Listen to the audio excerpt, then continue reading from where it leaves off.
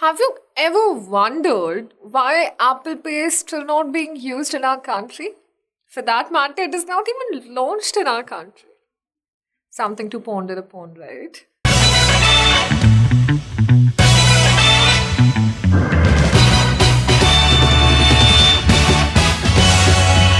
Hello and welcome to the iGeeksBlog show, an Apple exclusive podcast where we talk about teeny tiny, every possible information about the Apple ecosystem. I'm your host Harshanki, a marketing nerd who likes to eat, breathe, and survive on Apple content quite literally. Don't forget to connect with us on our social media channels. We're available on Instagram, YouTube, Facebook, and Twitter as iGeeksBlog. You can also connect with me on Instagram or Clubhouse. I'm available as Harshanki with an extra I. Okay, so without wasting much of our time, let's get into today's episode. That why is Apple Pay not being used in our country? Over the past few years, how the popularity of Apple ecosystem has grown tremendously in India. I mean, especially after the introduction of AirPods and Apple Watch. See, agreed that iPhone have been the most talked about devices so far.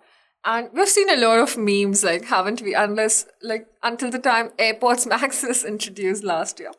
But it was only after AirPods started selling in 2015 or 16 that the popularity of Apple grew by, say, 1,000 times in India because AirPods were pretty affordable.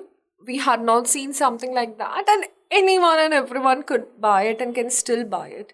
Not only that, it also created an enormous amount of competition, right? By coming up with smaller variants of all price range. Like you'd also find these buds now for as low as 1,500 or 2,000 from certain local companies, right? So that also opened a wide array in the earphone or the headphone industry, and that was a new direction that our country saw over the years. That was also responsible for increasing the popularity of Apple. But despite of all of this, if you see, we're not really happy from the software or an application point of view when it comes to the Apple ecosystem, right? I don't think any one of us iPhone users is happy with Apple Maps, right? They suck so bad. They just work the worst in our country, and that is not the case across the globe. All of my friends and cousins from the US cannot survive without Apple Maps, but when you talk about Apple Maps usability in our country, it's literally the worst. Similarly, Apple Pay has also had its downfall when you talk about it. Okay, well, downfall is an exaggeration, but Apple Pay is not even launched for us, right? Because see, there are a lot of reasons why it is not launched probably. Like, and I'm going to discuss them with you. I'm going to love to discuss it with you. But just think of it from a broader perspective that Apple is developing a lot of new products in our country. Like they're setting up manufacturing units and everything. In fact, I did an episode, say the one before, 2 or 3 episodes before we talked where Apple is responsible for 75% of the iPhone production in India, right? So that is incredible. That is huge. But when you talk about the software approach, on the other hand, we're not really seeing that good of an appeal. What is a possible reason behind it? Okay. So I'm going to narrow it down for you into 3 or 4 different steps, which are a valid justification of why don't we have Apple Pay in our country yet. And the first and the most important reason is connected to iPhones for some reason. That is the single percentage sales, market share of iPhones in the country. As we all know, iPhones are super popular in our country. We see a lot of people around us using iPhone. However, we also forget a very important aspect is that 70% of our country's population still lives in tier 3 cities and villages and are doing very mediocre, basic, menial jobs for that matter. So buying an phone, buying a phone for them is also too big of a deal, let alone investing the money in iPhone. Thus, even though you might be seeing a lot of people using iPhones around you, Sadly, that hardly constitutes to 5.6% of the smartphone market share in the country. Say, for instance, if 1,000 phones are being sold on a daily basis, 1,000 smartphones, only 56 of them are iPhones, and this is a very low number when it comes to a subcontinent as big as India. On the other hand, if you compare this to the US numbers, 1 in 3 person is using an iPhone over there. So the amount is great over there, right? The iPhone sales are amazing. Here, just because of the fact that iPhones are so expensive, the affordability factor comes into play. And second is that majority of the population doesn't even have, I mean, okay, just if we talk numbers here, okay, an average iPhone would cost you somewhere around 50,000. I'm averaging out all the models and just giving you a number, say 50,000, right? The monthly average income of a lot of people in our country is lesser than 50,000. So how are they even going to afford a phone that is selling at the cost of twice or thrice of their monthly salary, right? This is the reason that they are not able to capture that market, and Apple is probably never going to go behind that market because Apple has already always, for that matter, targeted the upper middle class and the rich segments. So they're not going to go on that side of the story. This brings us down to consistent low sales of iPhones in the country, that no matter what they do, a majority of our population is never going to be able to afford that, and hence they cannot really buy it. Now, if you don't have iPhone on your devices, you can't really use Apple Pay, right? And that is the reason you're not introducing it, that only of 56 people out of 1,000 people in the country are using an iPhone. It doesn't really make sense to come up with a whole new payment scheme for them and to indulge into the fintech area that they have. It really doesn't make sense because when you talk about the back end, there are a lot of processes that need to be taken care of, which is going to be fairly expensive to them. This also brings me to my next topic of addition, is that tremendous competition. So when you talk about digital payments in the country, we already have a lot of options out there, right? I mean, a unicorn for that matter, something that I am really proud of. Paytm is also a great addition here. And Paytm has managed to capture the tier 3 city people.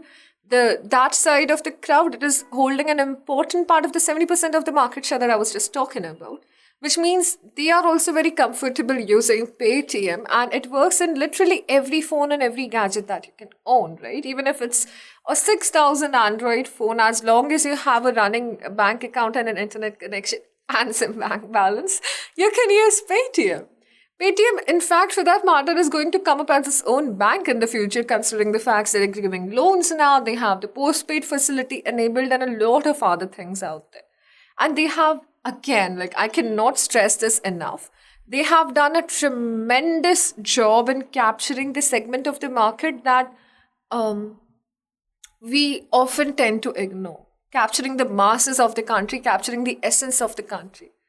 We just don't have Paytm as a digital option. There are a number of other options as well, such as Google Pay, Phone Pay, and now even banks have their own digital payments, right? Like, I'm a loyal customer of a very reputed private bank in the country, and if none of these applications are working, I can just log into that application, scan the QR code, and be done with the payment.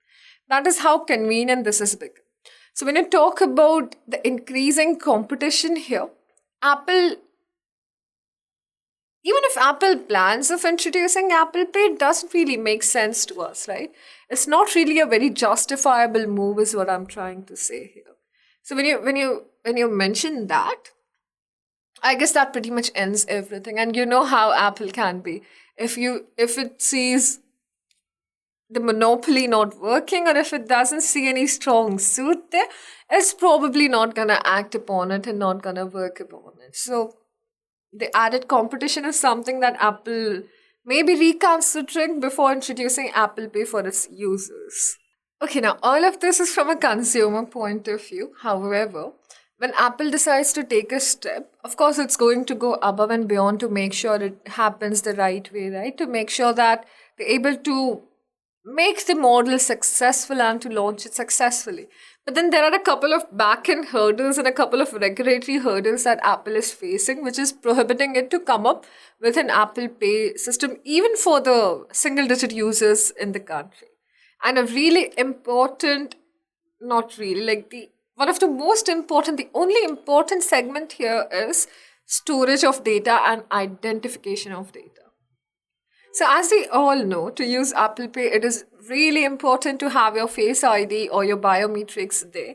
But according to NCBI and RBI's rules, you also need to have a 4-digit or a 6-digit authentic PIN to validate your data. It is mandatory, it is very important, and it should be in your database. Now, this is something that Apple really can never negotiate upon, because this is not really adding up to their values and the way they function. On the other hand, the government is not going to be liberal with them, because all the other digital payment schemes in the country are following it and have to follow it. Be it the online transactions that you carry via your banks, even the stock market apps for that matter, right? If you are an active investor in cryptocurrency, or if you have been trading stocks lately, you might know that you do have to enter a 4-digit PIN, even if you're not using it and using your finger ID later, because this is something that NCBI and RBI forces everyone to do it, and it is something which is non-negotiable for them. Which means if Apple Pay has to be introduced to the country, they have to do this, and that is possibly stopping them for entering here. Now, this is a very technical point that I'm going to mention. You may know, and this has been discussed thousands of times out there. There are a lot of good videos on the internet that can prove this point, that when you talk about the Touch ID or the biometrics that you're giving to your iPhone, they are stored in the device itself, right? Apple heavily promotes this, that they are stored in your device. It is not going out anywhere, and your data is safe with you. On the other hand, if you want to have a digital payment system here in the country, you have to validate it with the third party, that is the government's database, and that is something Apple is not comfortable doing with. So in 2018, Apple was actually trying to set up a digital payment system in the country, but due to these rules, that went on for hold for an indefinite period of time. These are some of the reasons why Apple Pay is not in the country, and possibly we're not going to see it for a very long time, especially when there are so many restrictions on the company as a whole. I mean, the competition would still have been okay for the company at a certain point, because Apple has not really been bothered by the competition. But when you talk about the restrictions, these restrictions narrow down to certain core principles of Apple's foundation. And Apple doesn't want its foundation to be hindered. And that's something which is probably a deal breaker for them. So as long as there is no middle ground here, we're not going to see Apple Pay being introduced in this country. I hope you have liked this episode and this given you some clarity on why we don't have Apple Pay in the country and for how long we're not going to have it. Please subscribe to our social media channels and connect with us. We love to hear your feedbacks. I'm going to see you next week with more exciting content. Till then, stay safe, stay connected, and take care of yourself. This is Harshanki signing off.